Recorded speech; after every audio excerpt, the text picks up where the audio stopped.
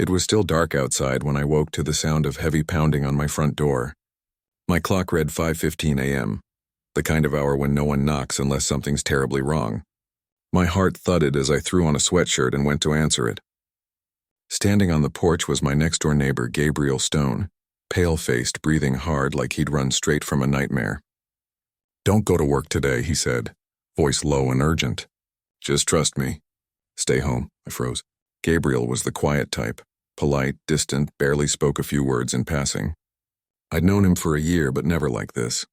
Seeing him terrified was wrong. "What are you talking about?" I asked. "Did something happen?" He shook his head, eyes darting toward the darkened street. "I can't explain right now. Just promise me, don't leave your house today. Not for anything." The world around me felt unreal. The cold morning air, the faint streak of dawn on the horizon. And this man, my quiet neighbor, suddenly trembling like the world was about to end. "Gabriel, you're scaring me," I whispered. "Why shouldn't I go?" He hesitated, swallowed hard, then leaned closer. "You'll understand by noon." Before I could ask another word, he backed away, scanning the neighborhood like someone was watching us, and disappeared into the shadows of his own porch. He never looked back. I stood there, hand frozen on the doorknob, mind spinning. Maybe he was paranoid. Maybe he'd lost it. But my instincts, the same ones that had saved me from bad decisions before, whispered, "Don't ignore this." And deep down, there was another reason I couldn't just dismiss his warning. 3 months ago, my father died suddenly. The cause was listed as a stroke, but days before his death, he'd tried to tell me something. Something he said would change everything I thought I knew about our family. He never got the chance. Since then, strange things had begun to happen. A car idling near my driveway with tinted windows. My phone ringing from blocked numbers with silence on the other end. My sister Sophie calling from overseas to ask if I'd seen anyone new around the house. No one said anything outright, but I could feel it. Something was moving beneath the surface of my life. Deliberate, quiet, dangerous. My name is Alyssa Rowan. I'm 30 years old, a financial analyst for Henning & Cole Investments, and the kind of person who's never missed a workday unless I was sick. I live alone in my late grandmother's house. My life has always been predictable until now. That morning I made a decision, not out of fear but logic. If Gabriel was wrong, I'd lose a personal day. But if he was right, I might be saving my life without even knowing it. I texted my manager to say I wouldn't make it in due to a personal emergency. Then I waited. The hours crawled. Every sound in my house seemed amplified. The ticking clock, the hum of the refrigerator, the whisper of the wind outside. By 11:45 a.m., nothing had happened. Gabriel hadn't returned. I started to feel ridiculous. Maybe I had overreacted. Then my phone rang. Unknown number. I answered, expecting my manager or maybe a spam call. Instead, a calm male voice said, "Ma'am, this is Officer Taylor with the County Police Department. Are you aware of a critical incident that occurred at your workplace this morning?" My stomach dropped. "What incident?" The officer exhaled. His tone shifted, calm but heavy. "There was a violent attack at your office. Several employees were injured. We have reason to believe you were present." I froze. That's impossible. I wasn't there. There was silence. Then his next words made my blood run cold. "We have security footage of your car arriving at 8:10 a.m. and your work ID being used to enter the building. Witnesses saw you on the 3rd floor just before the attack." My knees nearly gave out. Someone had used my identity. Someone wanted it to look like I was there. And in that moment, I realized Gabriel hadn't been warning me out of paranoia. He'd been trying to save my life. Gabriel's voice was steady but urgent. His eyes locked on mine as if the truth itself was dangerous to speak aloud. "They staged the entire incident to wipe out everyone in that building," he said, his tone dropping lower. "And you, Alyssa, you were never meant to die there. You were meant to be blamed for it." The words hit me like a punch. "What do you mean blamed?" "They need you alive," he continued grimly. "Just long enough to confess to something you didn't do. Once that happens, they'll erase you completely." A cold, creeping realization flooded my chest. This wasn't just an attack. It was a rewrite. Someone wanted to delete my existence and replace it with a villain they could control. And whatever was supposed to happen at noon wasn't about my workplace. It was about me. I opened the door slowly, not because I trusted Gabriel completely, but because I trusted fear even less. His eyes snapped toward me instantly, scanning every shadow, every angle, like a man who'd spent his life being hunted.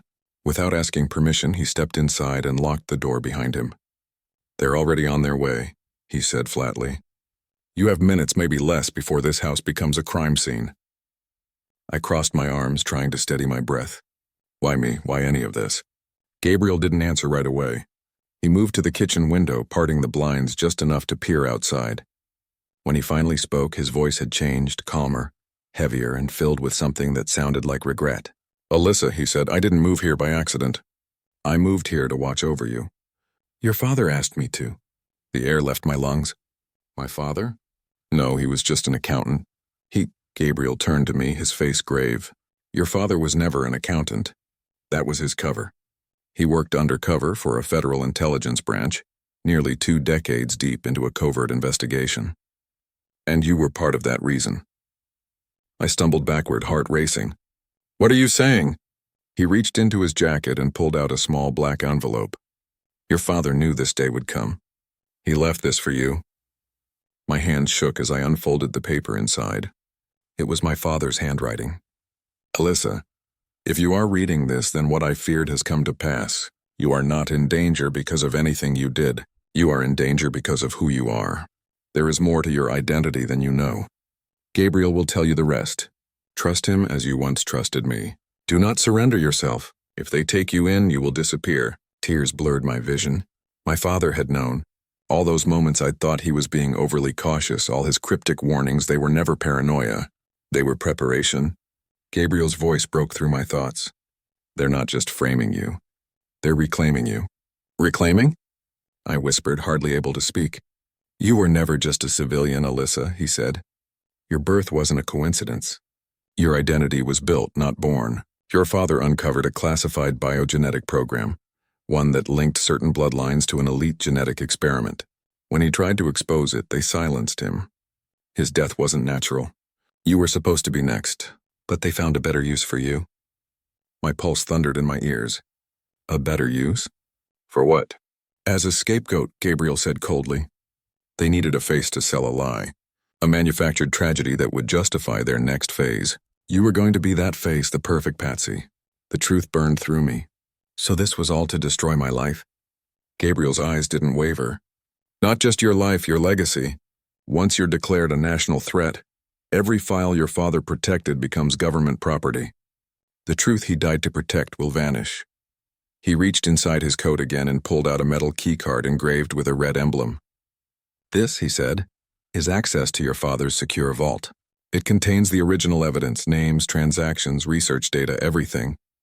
But if you don't reach it before they reach you, it all dies with you." I stared at the keycard, my hand trembling. My entire life I'd believed I was ordinary, replaceable. But in that moment I realized I was never invisible. I watched, groomed, protected and hunted in equal measure. Outside, a faint sound cut through the silence, the rising wail of sirens. Gabriel glanced toward the window. "They're here," he said calmly.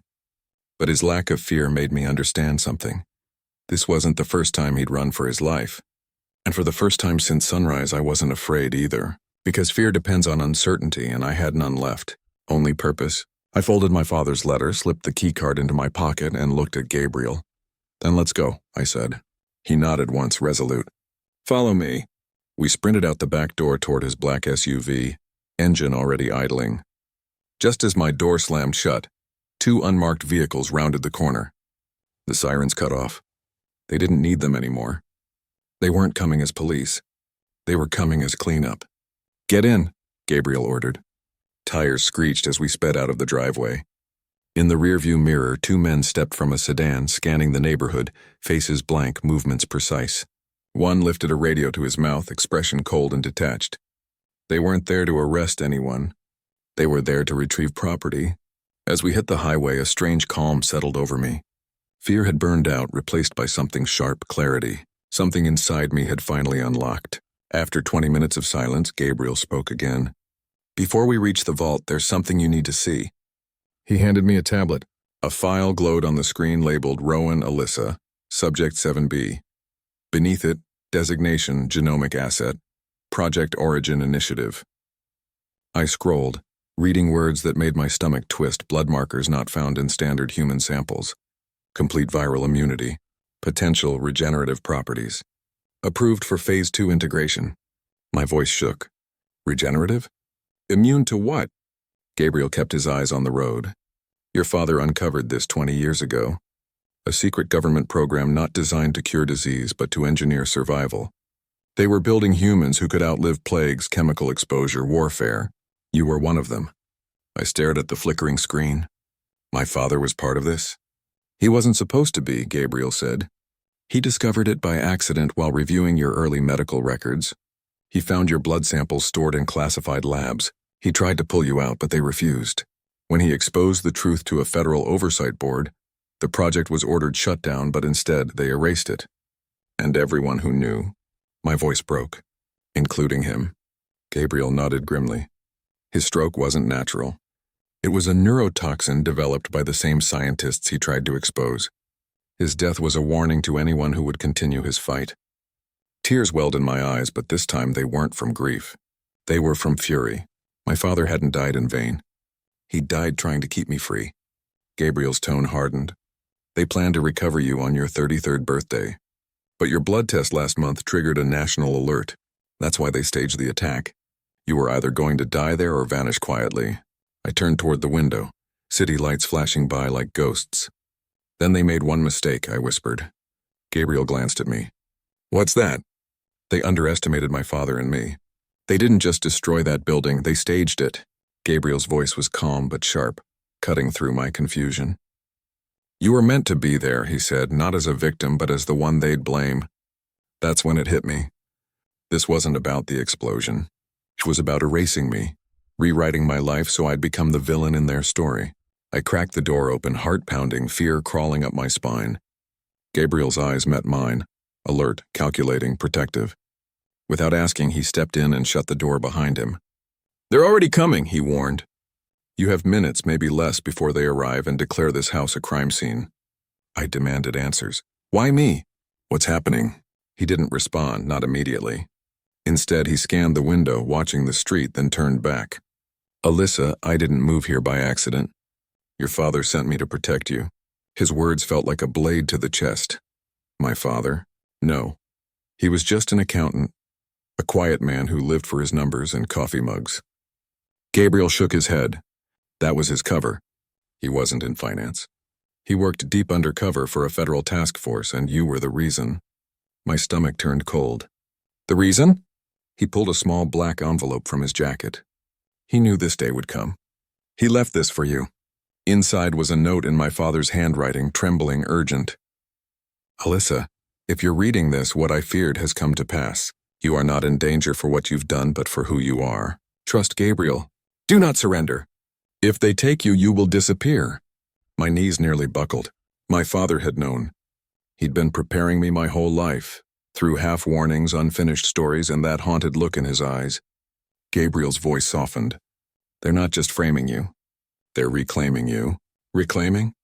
I whispered. You were never just a civilian. Your birth, it wasn't random. Your identity was constructed. Your father uncovered a classified biogenetic program linked to elite families. When he refused to cooperate, he became a threat. His death wasn't natural. The room spun. Then why keep me alive? To use you, Gabriel said. As a scapegoat. They need your face to justify the next phase. A false flag event that lets them rewrite everything your father tried to expose. I stared at him, the world around me fading to static. So all of this attack, chaos, it's just to erase me? He nodded. Not just erase you. Erase the truth. He reached into his coat again and handed me a metal key card with a crimson emblem. This unlocks your father's vault. Inside are encrypted files naming everyone involved. If you don't reach it before they find you, everything dies with you. Sirens wailed outside. Gabriel looked out the window. They're here. For the first time all day, I wasn't afraid. Fear was gone. Doubt was gone. Only purpose remained. I folded the letter, pocketed the key, and looked at him. Then let's go.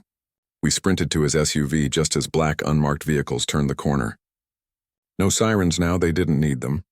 They weren't coming to arrest me. They were coming to recover their property. As we sped down the highway, Gabriel finally spoke. You need to see something before we reach the vault. He handed me a tablet. A classified file filled the screen.